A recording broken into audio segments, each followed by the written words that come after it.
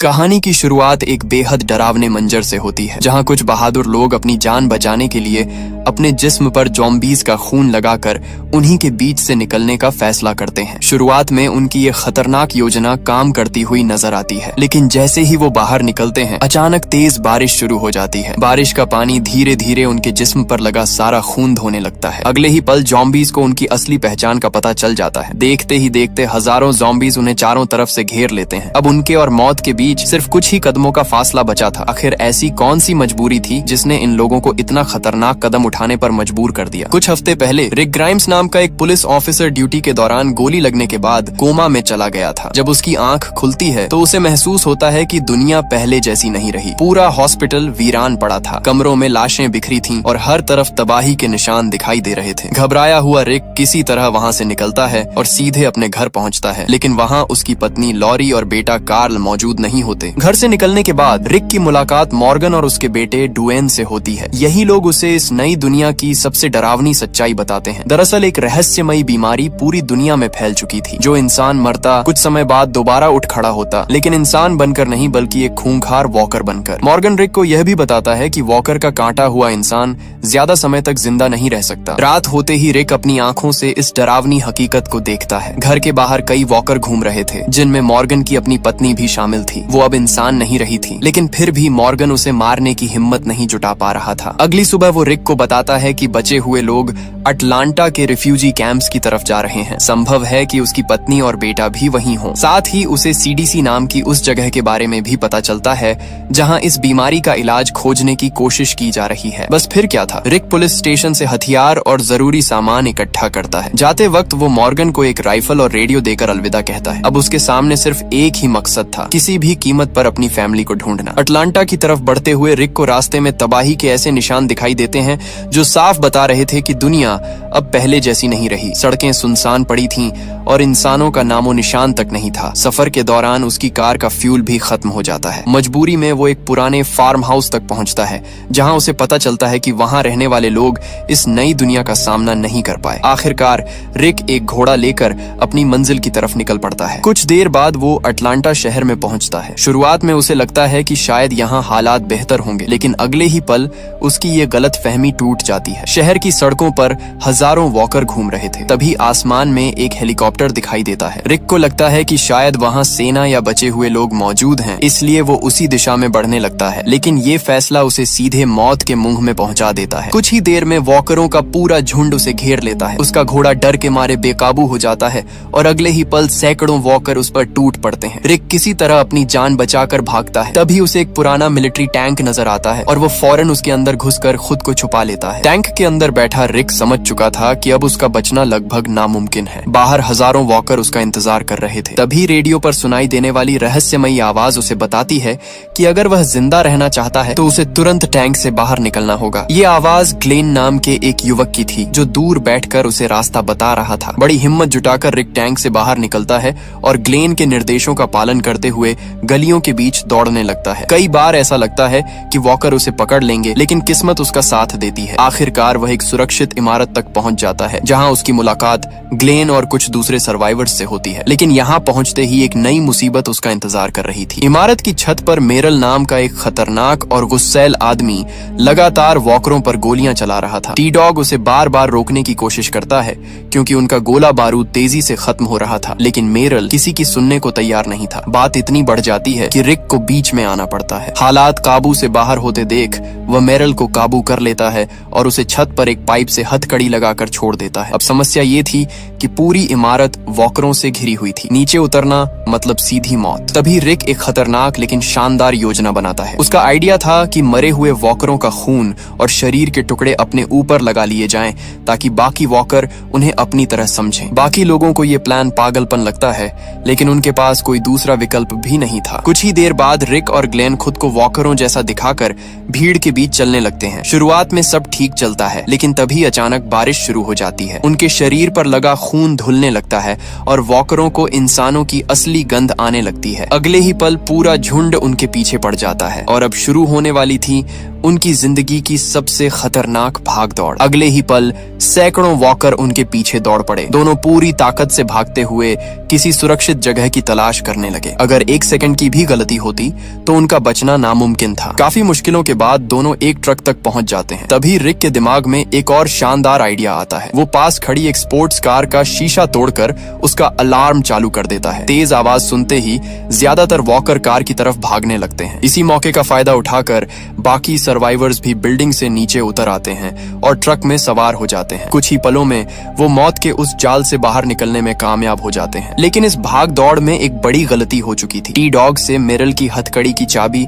गलती से ड्रेनेज में गिर जाती है। इसका मतलब था कि मेरल अभी भी उस छत पर अकेला फंसा हुआ था। दूसरी तरफ मेरल समझ चुका था कि अब कोई उसे बचाने वापस नहीं आएगा। गुस्से और डर के बीच फंसा वह खुद को आजाद करने का रास्ता ढूंढने लगता है। उधर शहर से दूर सर्वाइवर्स कैंप में जिंदगी किसी तरह आगे बढ़ रही थी। यहीं पहली बार हमें रिक की पत्नी लॉरी, बेटा कार्ल और उसका पुराना दोस्त शेन साथ दिखाई देते हैं। कैंप के लोग मान चुके थे कि रिक अब इस दुनिया में नहीं रहा। कुछ ही देर बाद ट्रक कैंप में पहुंचता है। लोग खुशी से अपने साथियों का स्वागत करते हैं और फिर आखिर में ट्रक से रिक नीचे उतरता है। उसे देखते ही लॉरी और कार्ल की आंखें भर आती हैं। महीनों बाद बिछड़ा परिवार फिर से एक दूसरे के सामने खड़ा था। लेकिन जहां एक तरफ ये मिलन खुशी लेकर आया, वहीं दूसरी तरफ शेन के चेहरे पर पहली बार बेचैनी साफ दिखाई देने लगी। कई दिनों बाद पहली बार कैंप में खुशी का माहौल था। रिक अपनी पत्नी लॉरी और बेटे कार्ल के साथ समय बिता रहा था, जबकि बाकी लोग भी उसकी वापसी का जश्न मना रहे थे। लेकिन इस खुशी के पीछे कई ऐसे राज छिपे थे जिनके बारे में रिक अब भी कुछ नहीं जानता था। खासकर शेन, जो रिक के लौटने के बाद अंदर ही अंदर परेशान रहने लगा था। अगली सुबह रिक को कैंप के लोगों के बारे में और जानकारी मिलती है। तभी डेल उसे बताता है कि मेरल का छोटा भाई डेरिल भी इसी कैंप में रहता है। ये सुनकर रिक फैसला करता है कि वो खुद डेरिल को पूरी सच्चाई बताएगा। लेकिन इससे पहले कि वो ऐसा कर पाता, जंगल से एक अजीब सी आवाज सुनाई देती है। सभी लोग वहाँ पहुँचते हैं और देखते हैं कि एक ज़ॉम्बी एक हिरण को नोच रहा है। उसे खत्म करने के बाद अचानक एक नया आदमी सामने आता है। ये था डेरिल डिक्सन। जब उसे पता चलता है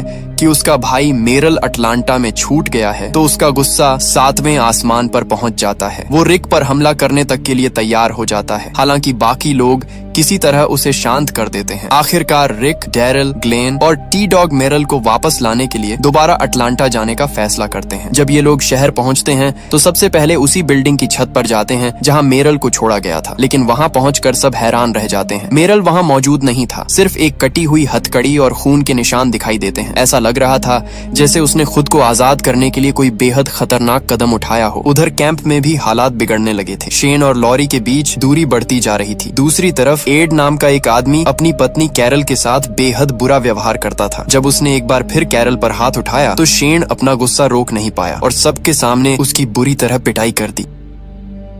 अटलांटा की सुनसान गलियों में अब रिक और उसकी टीम मेरल की तलाश कर रही थी। छत पर मिले खून के निशान साफ बता रहे थे कि मेरल किसी तरह वहां से निकल चुका है। उन निशानों का पीछा करते हुए ये लोग एक दूसरी बिल्डिंग तक पहुंचते हैं। रास्ते भर डेरिल अपने भाई को लेकर परेशान रहता है, लेकिन रिक उसे शांत रहने के लिए कहता है। फिलहाल उनकी सबसे बड़ी चिंता मेरल नहीं, बल्कि वो हथियारों से भरा बैग था जो शहर में कहीं छूट गया था। कुछ देर बाद ग्लेन उस बैग को लेने जाता है, जबकि बाकी लोग उसे कवर दे रहे होते हैं। शुरुआत में सब कुछ ठीक चलता है, लेकिन तभी अचानक कुछ हथियारबंद लोग वहां पहुंच जाते हैं। इससे पहले कि कोई कुछ समझ पाता, वे ग्लेन को पकड़कर अपने साथ ले जाते हैं। अब हालात पहले से भी ज्यादा खराब हो चुके थे। एक तरफ ग्लेन दुश्मनों के कब्जे में था और दूसरी तरफ उनके सारे हथियार भी खतरे में पड़ चुके थे। उधर कैंप में एक और अजीब घटना हो रही थी। जिम नाम का आदमी सुबह से एक ही जगह लगातार गड्ढे खोद रहा था। जब लोगों ने उससे वजह पूछी तो वो खुद भी कोई जवाब नहीं दे पाया। उसे बस इतना याद था कि पिछली रात उसने कोई डरावना सपना देखा था। उसकी हालत देखकर बाकी लोग भी असहज महसूस करने लगे,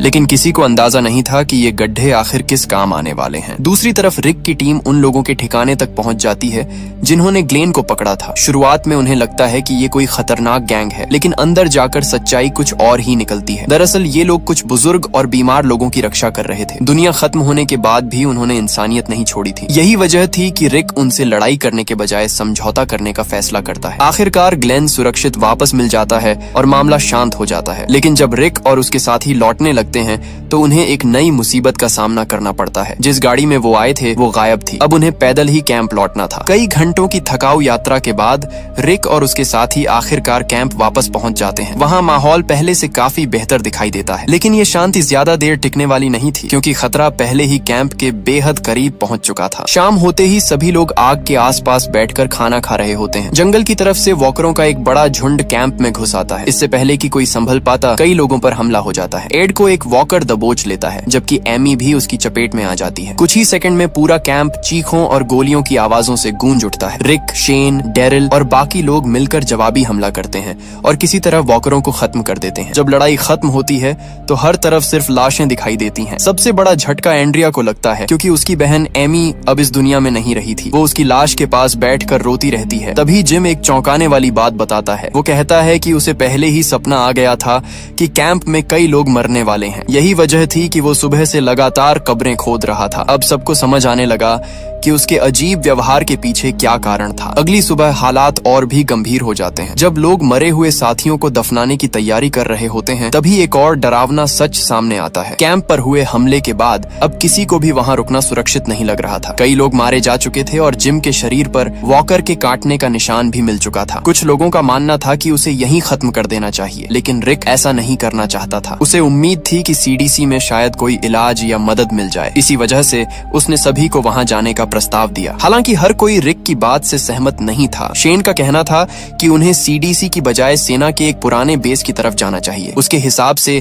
वहां ज्यादा सुरक्षा और संसाधन मिल सकते थे। लेकिन रिक का मानना था कि अगर दुनिया में कहीं भी इस बीमारी के बारे में जवाब बचा है तो वो सीडीसी में ही होगा। काफी बहस के बाद आखिरकार सभी लोग रिक की योजना मान लेते हैं और अगले दिन सफर शुरू करने का फैसला किया जाता है। उधर जिम की हालत लगातार बिगड़ती जा रही थी। सफर शुरू होने के कुछ समय बाद ही वो समझ जाता है कि उसका अंत करीब है। वो रिक और बाकी लोगों से कहता है कि उसे साथ ले जाना अब सबके लिए खतरा बन सकता है। शुरुआत में कोई उसे छोड़ना नहीं चाहता, लेकिन जिम बार बार विनती करता है। आखिरकार भारी मन से सभी उसकी बात मान लेते हैं और उसे एक शांत जगह पर छोड़ देते हैं। दूसरी तरफ कई किलोमीटर दूर सीडीसी के अंदर डॉक्टर जेनर नाम का एक वैज्ञानिक बिल्कुल अकेला रह गया था। महीनों से वो इस रहस्यमयी वायरस पर रिसर्च कर रहा था, लेकिन अब उसकी उम्मीद लगभग खत्म हो चुकी थी। उसके सारे टेस्ट फेल हो चुके थे और उसे लगने लगा था कि इंसानियत को बचाने का कोई रास्ता नहीं बचा। धीरे धीरे वो भी हार मानने लगा था। शाम होते होते रिक और उसके साथी आखिरकार सीडीसी पहुंच जाते हैं, लेकिन वहां का नजारा देखकर उनके होश उड़ जाते हैं। इमारत के बाहर सैकड़ों लाशें बिखरी पड़ी थीं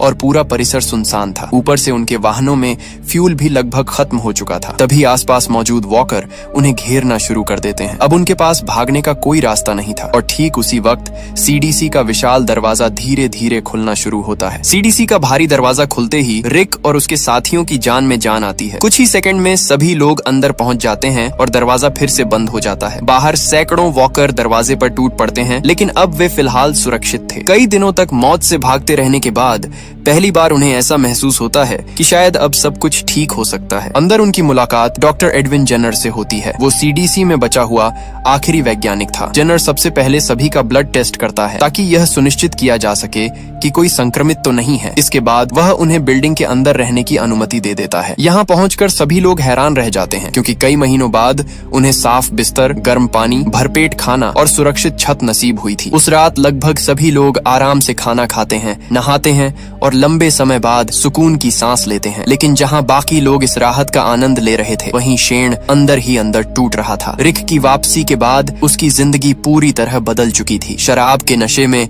वह लॉरी से बहस करने लगता है और उसे मनाने की कोशिश करता है, लेकिन लॉरी साफ कर देती है कि अब उसका रिश्ता सिर्फ रिक के साथ है। यह बात शेन को और ज्यादा गुस्से में भर देती है। दूसरी तरफ रिक और डॉक्टर जेनर बातचीत कर रहे होते हैं। रिक को उम्मीद थी कि सीडीसी में इस वायरस का इलाज तैयार किया जा रहा होगा, लेकिन जेनर की बातें सुनकर उसके चेहरे का रंग उड़ जाता है। डॉक्टर बताता है कि दुनिया भर के ज्यादातर वैज्ञानिक मर चुके हैं और रिसर्च लगभग बंद हो चुकी है। यानी जिस जगह को लोग आखिरी उम्मीद समझ रहे थे, वहाँ भी कोई चमत्कार उनका इंतजार नहीं कर रहा था। इसी बीच जेनर उन्हें एक खास रिकॉर्डिंग दिखाता है जिसमें एक संक्रमित इंसान के मरने और फिर दोबारा वॉकर बनकर उठने की पूरी प्रक्रिया दिखाई जाती है। यह नजारा इतना डरावना था कि कमरे में मौजूद हर व्यक्ति सन्न रह जाता है। अब पहली बार सभी को एहसास होता है कि वे किस तरह की तबाही का सामना कर रहे हैं। इसके बाद जेनर उन्हें एक और भयानक खबर देता है। दरअसल सीडीसी की पूरी इमारत एक ऑटोमेटिक सिस्टम पर चल रही थी। जब ईंधन पूरी तरह खत्म हो जाएगा तो सुरक्षा प्रोटोकॉल अपने आप सक्रिय हो जाएगा। उस स्थिति में पूरी बिल्डिंग को विस्फोट के जरिए नष्ट कर दिया जाएगा ताकि अंदर मौजूद खतरनाक वायरस बाहर न फैल सके। सबसे डरावनी बात यह थी कि वह समय अब बहुत करीब आ चुका था। जब सभी लोग बाहर जाने की कोशिश करते हैं तो उन्हें पता चलता है कि जेनर ने सारे दरवाजे लॉक कर दिए हैं। उसके मुताबिक बाहर की दुनिया में सिर्फ दर्द, भूख और मौत बची है। इसलिए वह चाहता था कि सभी लोग यहीं आराम से अपनी जिंदगी खत्म कर लें। ये सुनकर पूरे समूह में हड़कंप मच जाता है। कुछ लोग गुस्से में आ जाते हैं जबकि कुछ पूरी तरह टूट जाते हैं। लेकिन रिक हार मानने वालों में से नहीं था। रिक लगातार जेनर को समझाने की कोशिश करता है कि अभी भी उम्मीद बाकी है। दूसरी तरफ जैक्वी नाम की महिला फैसला कर लेती है कि वो बाहर नहीं जाएगी। इतने संघर्ष और दर्द के बाद अब उसमें आगे लड़ने की ताकत नहीं बची थी। जेनर भी उसके साथ रुकने का निर्णय लेता है। बाकी लोग किसी भी कीमत पर वहां से निकलना चाहते थे क्योंकि उन्हें पता था कि अगर जल्दी कुछ नहीं किया गया तो वे सब उस विस्फोट में मारे जाएंगे। आखिरी पलों में रिक की जिद काम आ जाती है और जेनर इमरजेंसी लॉक खोल देता है। सभी लोग तेजी से बाहर की ओर भागते हैं। समय बहुत कम बचा था। कुछ ही मिनटों बाद पूरी बिल्डिंग जोरदार धमाके के साथ फटने वाली थी और इसी अफरा तफरी के बीच जेनर रिक के कान में एक ऐसा रहस्य बता देता है जिसके बारे में अभी किसी और को कुछ भी पता नहीं था। सीडीसी से बाहर निकलने के बाद सभी लोग अपनी गाड़ियों तक पहुंचने में कामयाब हो जाते हैं। अगले ही पल पीछे खड़ी पूरी इमारत एक विशाल धमाके के साथ हवा में उड़ जाती है। आग की लपटें आसमान तक पहुंच जाती हैं और कई किलोमीटर दूर तक उसका असर दिखाई देता है। कुछ सेकंड के लिए सभी लोग खामोश खड़े उस मंजर को देखते रहते हैं। इंसानियत की आखिरी उम्मीद भी उनकी आंखों के सामने राख बन चुकी थी। लेकिन धमाके से भी बड़ा राज वो था जो डॉक्टर जेनर ने जाते जाते सिर्फ रिक को बताया था। यहीं पर द वॉकिंग डेड का पहला सीजन खत्म हो जाता है। लेकिन यकीन मानिए अब तक जो कुछ हुआ था वो सिर्फ शुरुआत थी। असली तबाही तो अब शुरू होने वाली है। सीजन 2 में हम देखेंगे कि सीडीसी के तबाह होने के बाद रिक और उसके साथी एक नए सफर पर निकलते हैं। लेकिन रास्ते में एक छोटी सी गलती पूरी टीम को मुसीबत में डाल देती है। हालात तब और भी खतरनाक हो जाते हैं जब उनका एक साथी रहस्यमयी तरीके से गायब हो जाता है। अब उसे ढूंढने के लिए उन्हें ऐसे इलाकों में जाना पड़ेगा जहां हर झाड़ी, हर जंगल और हर अंधेरा कोना मौत छुपाए बैठा है। अगर आप जानना चाहते हैं कि आगे किसकी किस्मत उसका साथ देगी, कौन जिंदा बचेगा और कौन हमेशा के लिए इस दुनिया को अलविदा कह देगा, तो वीडियो को लाइक करें, चैनल को सब्सक्राइब करें और बेल आइकॉन दबाना बिल्कुल मत भूलिए। मिलते हैं द वॉकिंग डेड सीजन 2 की कहानी में, जहां शुरू होगा मौत का असली नंगा नाच।